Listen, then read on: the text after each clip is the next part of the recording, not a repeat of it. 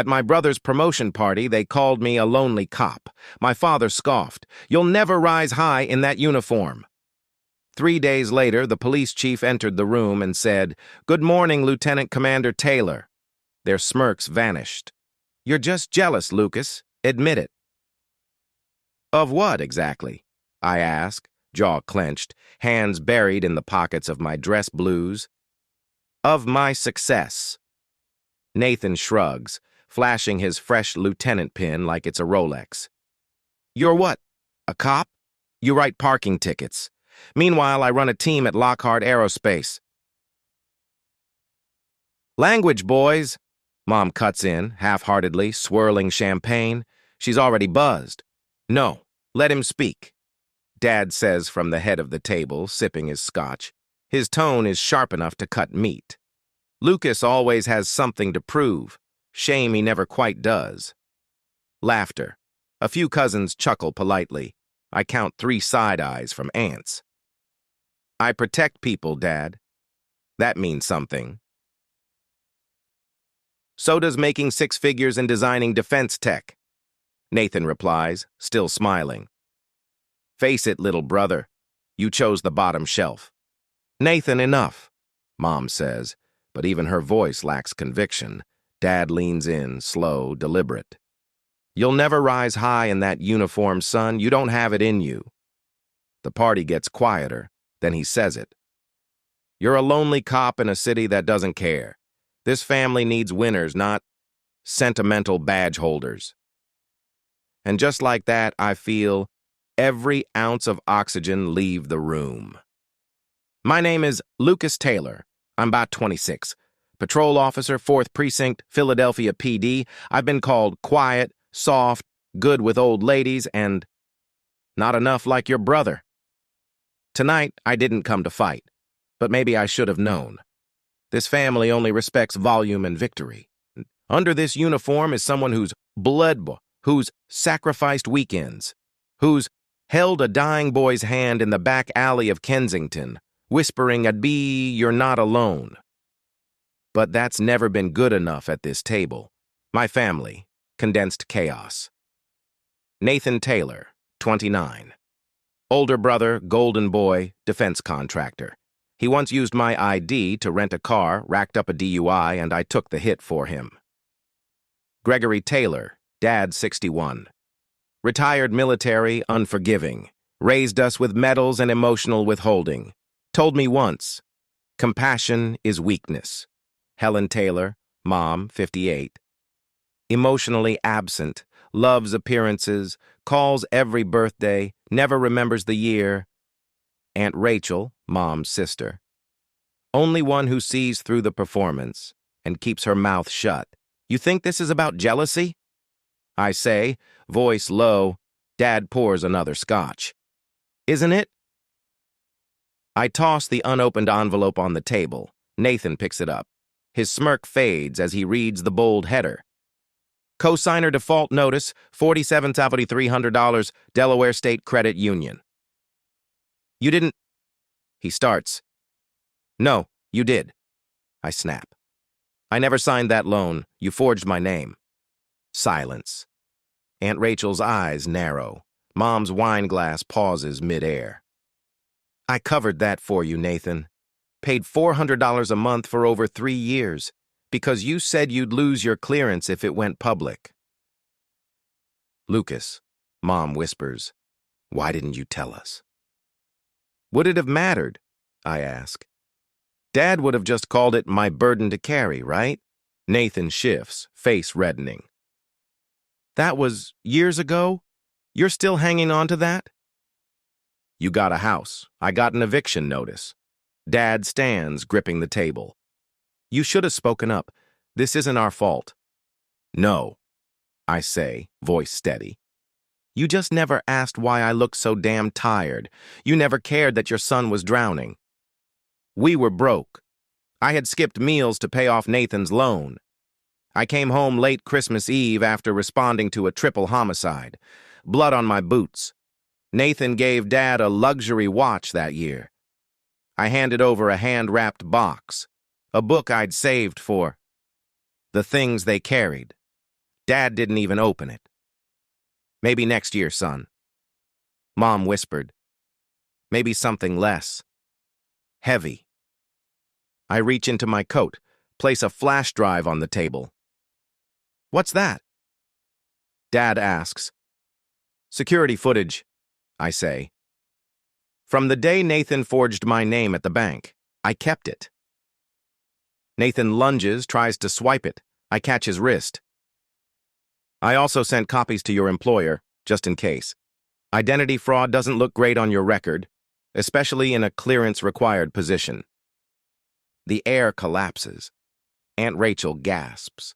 Mom sits down, pale. Dad mutters, "You wouldn't." You taught me to be strategic, remember? Nathan's face crumples. Lucas, please, it was one mistake. No, I say, standing tall. It was the mistake, and I paid for it. You're ruining the family name. Dad explodes.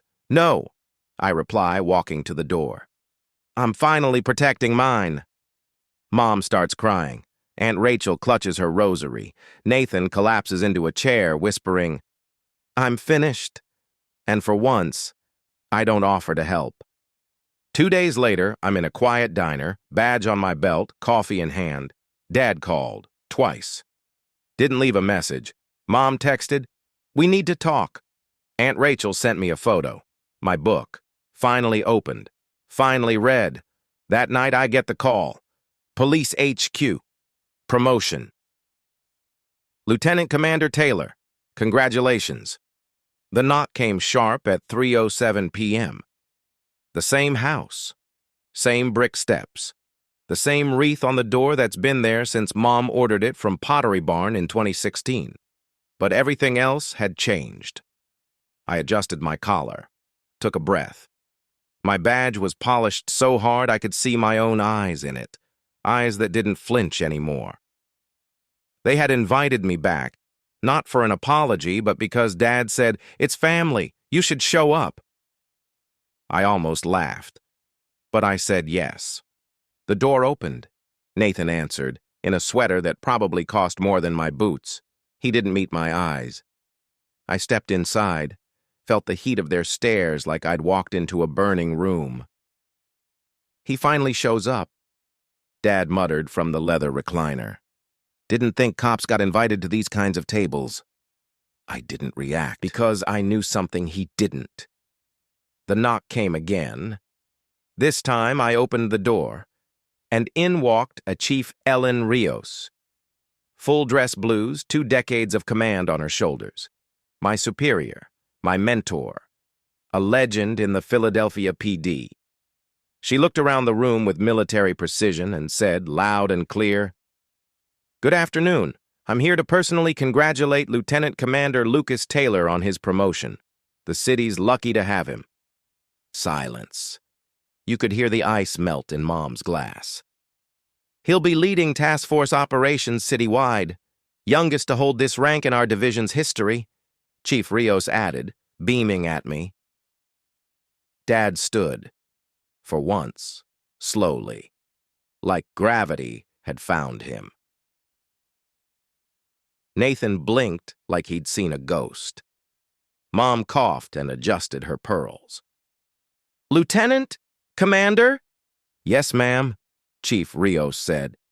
Exceptional service, tenure recommendations from 2 captains, and a commendation from the mayor's office last month. You should be proud. And she handed me the certificate, right there in the living room where I'd been told I wasn't enough. I turned to face them. You wanted rank, Dad. You wanted medals, respect. I did it my way. He looked at me like I'd just become someone he'd never met. And maybe that was true. Maybe I finally became someone he didn't have control over. Nathan sat down slowly. I didn't know, he whispered. You didn't ask. I replied. Mom tried to force a smile, but her eyes stayed glassy. I could see it. Regret fighting pride and losing. Then Chief Rios, ever the queen of timing, said to me, I'll wait outside. Take your time. She left. and suddenly the room was smaller than I remembered. I looked at each of them. All my life I've been told what I'm not. Not ambitious enough, not smart enough, not loud enough, not Nathan. But I am something, I said, voice rising just slightly. I'm loyal. I've got integrity. I show up for people who wouldn't spit on me if I were on fire. You think I'm bitter? I took a step closer to Dad. I was, for a long time, but not anymore. Because this uniform doesn't just mean a job. It means I kept going. When I was exhausted, when you laughed at me, when you let me drown in debt that wasn't mine. And now, for the first time in my life, I don't need your validation. I turned to leave. Lucas. Mom called. Her voice was thinner than I'd ever heard it. Wait. I stopped. Slowly. We should have seen you, she said quietly. I should have. I nodded once. No smile. Just peace. That's all I ever wanted. I turned to Nathan. He was slumped forward, elbows on his knees. Shame painted across his face. I don't know how to fix it, he murmured. You don't, I replied. You live with it, like I lived with yours? And I walked out. The sun was just setting. The chief gave me a knowing nod. I slid into the passenger seat of her cruiser, and we pulled off. I didn't look back, not once, because I knew something now. Sometimes justice doesn't come with sirens. It comes with silence, and walking away with your head high. That night I sat in my small apartment, cleaned my boots, hung up my new badge, and for the first time in years, I slept without grinding my teeth. A week later, a package arrived at my station, no return label. Inside, my old book, the things they carried. A note from Dad, just 3 words. I finally read it, and I smiled, not because I needed him, but because maybe, just maybe, he finally saw me, and that was enough, not for who I could have been, but for the man I chose to become. If you've ever been the quiet one in the family, the one who kept the peace while everyone else made the mess, this story is for you. Like, if you've ever been overlooked but kept pushing forward, comment below. What would you have done if your brother forged your signature? Would you forgive him or finally take a stand? Subscribe. For more emotional true story dramas like this, you are not alone, and your voice matters. Share this with someone who needs to remember your strength isn't loud, but it's real.